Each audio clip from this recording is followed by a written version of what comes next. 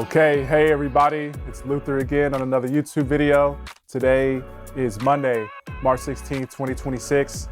Let's get right into it. I'm gonna talk about a subject in regard to real estate investing. It's kind of a interesting topic. I would say it's one of the most challenging subjects, I believe, when it comes to real estate investing, and it is about the capital stack.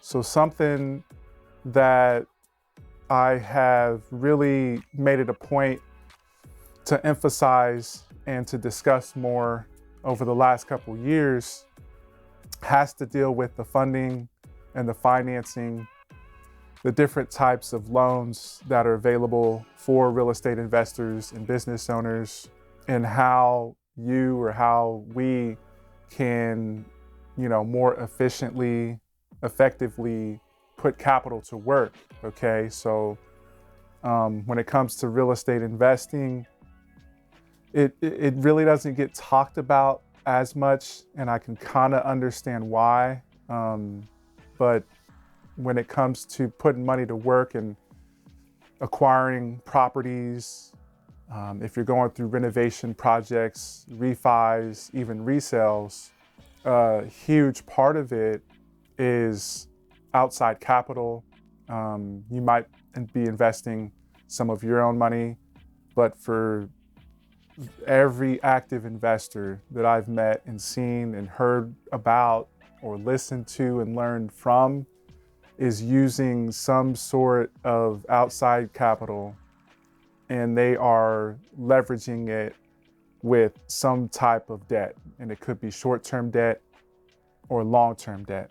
And this subject really hit home for me because I feel like it's where I have had to learn some very challenging lessons, especially over the last couple of years, as I have kind of adjusted to the market and revamped and exited a number of properties and so forth.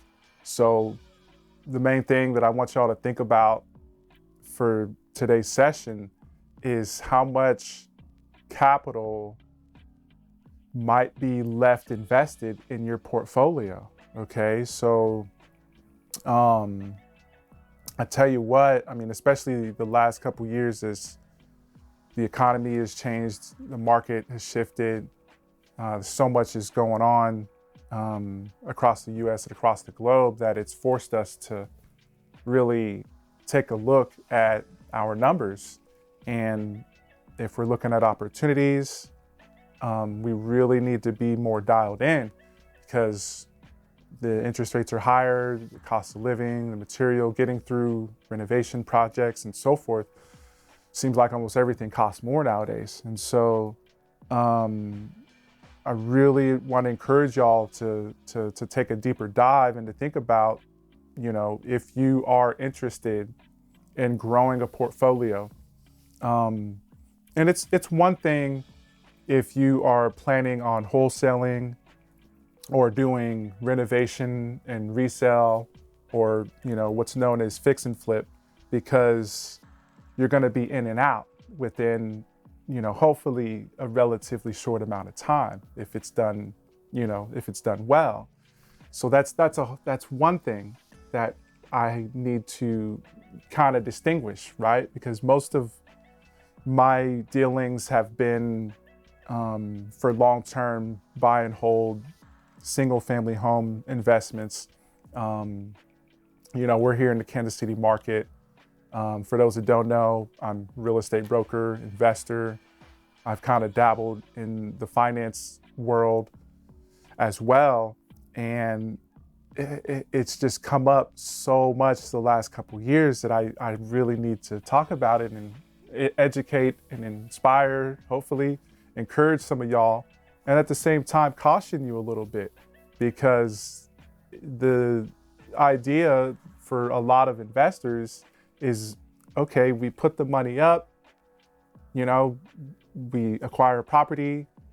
Most of you out there are going to be going through a renovation project, and then you exit, right? But I cannot tell you how many times over the last couple years, especially, where I've talked to investors and they level with me and they say that they got in, they, went over budget and they sold a property and they lost money. And in some unfortunate rare cases, they did all that and it may have taken, 4 to 6 months. It may have taken a year or two. And they, again, in some rare, unfortunate cases, they end up doing the whole thing and they end up still owing their backer or their private money lender or their hard money lender, they still owe them money. So imagine that, like that. I don't know if there's anything much worse as a real estate investor is to go through the process, however long it takes, and then you end up doing it, you sell the property and you owe your lender or your private money lender money at the end of the thing, right? And so that, I kind of talk about that to get hopefully some of y'all to understand, like, hey, maybe that isn't a great way to invest. Maybe if you are going to do that type of investing on a short-term basis, the timing, the conditions, the market, and so forth has to really make sense. Otherwise, most of us need to be really focused on buy and hold long-term investments. And that's what my primary focus has been for over 15 years now, for my own investments and almost all of my clients. Okay, so when it comes to the buy and hold long-term investments and growing a portfolio, whether you want to get to 5 to 10 doors, maybe 50 to 100 doors, or if you want hundreds of units, the key thing, okay, as I mentioned before on this video, that I need to emphasize is you have to really look at how much capital is going to be left in that investment portfolio, okay? Because by the time you, and I need to make another point here, a lot of us investors are obsessed with attempting to invest the money, rehab, refinance, and then retrieve all of your initial investment capital back out. Well, that's very, very challenging to do in today's market. Is it possible? Yeah, absolutely. It's going to be very challenging, but you have to consider, okay, if you do make it and do that one time, or in my case, with one of my business partners over a 4-year span, we were able to do it 3 or 4 times, okay, out of maybe a dozen deals that we did together. And then from there, we had to, during that process, we had to pour so much additional capital, our own capital, and then outside capital into the portfolio in order to grow it and sustain it, if that makes sense. And so, you may want to consider saying, okay, maybe we should look at this a different way, because if we're going to have a sizable portfolio that produces cash flow that we can live off of, or that can support our, income, or that could supplement our retirement, we need to really be more dialed in on how that looks on the front end. That is the conversation that I have with everyone that I talk to who is interested in partnering with me or is interested in, enlisting us, me and my team, to help them through that process, because, we don't want to see you lose money. We don't want to see you get stuck. And so, you have to look at, okay, what's going to be a good way to do this thing, all right? And how much realistically, if you're going to do a number of deals, right? Again, we're going to get lucky from time to time. We're going to hit some home runs, maybe some grand slams once in a blue moon. But the remaining deals, the remaining investments that we do via real estate is gonna require capital. So we have to really just come to grips and face that and say, okay, if I'm going to use somebody else's money, right? If I'm going to put up my own money, but especially if I'm going to use outside capital, am I, knowing what we know now, right? Are we going to be straightforward with them and say, hey, I understand that, you may want this capital back within a relatively short amount of time. Are we going to agree to use that capital knowing that the odds of that happening are slim to none? Or are we going to be straight up with our backers and our partners and say, look, like, we need to be prepared. Of course, we're going to shoot for the moon, right? But we need to be prepared if we are going to use certain investment strategies, i.e., renovation, refi, fix and flip, okay? We need to be prepared for the unforeseen things, the incidentals, because it comes up quite often, okay?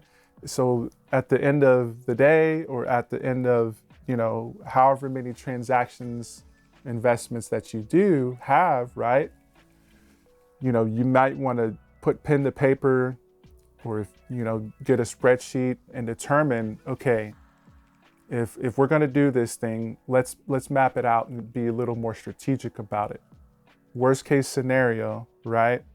If we get into this thing and we go over budget and we take longer than anticipated to get through the entire process, however it looks, how might that look, okay? How much are the interest payments on the debt going to cost, okay? Let's determine what the holding costs might be, and let's come up with a percentage for overages on the renovation, right? And then, put that down with your people, your team, your backer, whoever's involved, and say, hey, here's what we're shooting for. Here's what very well may happen. And oh, by the way, here's the last 3 or 5 that we did.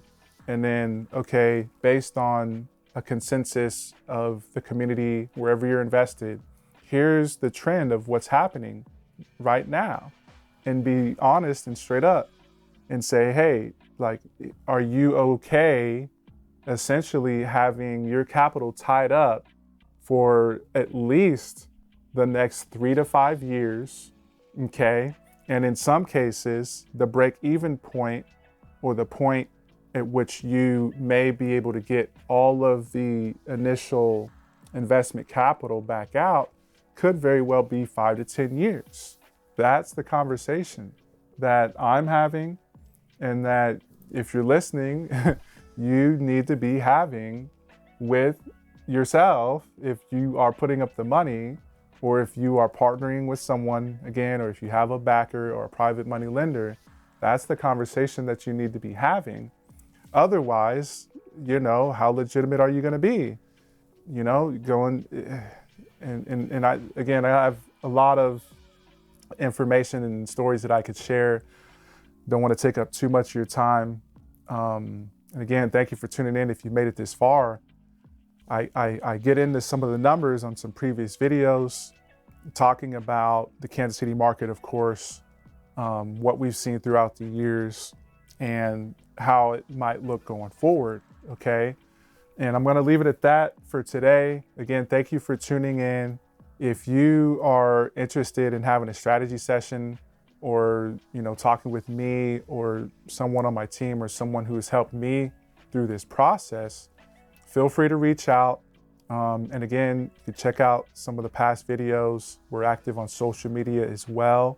And don't hesitate, reach out if you're serious about investing or putting capital to work, or simply strategizing or game planning about how you can put a long-term plan in place for your investment portfolio.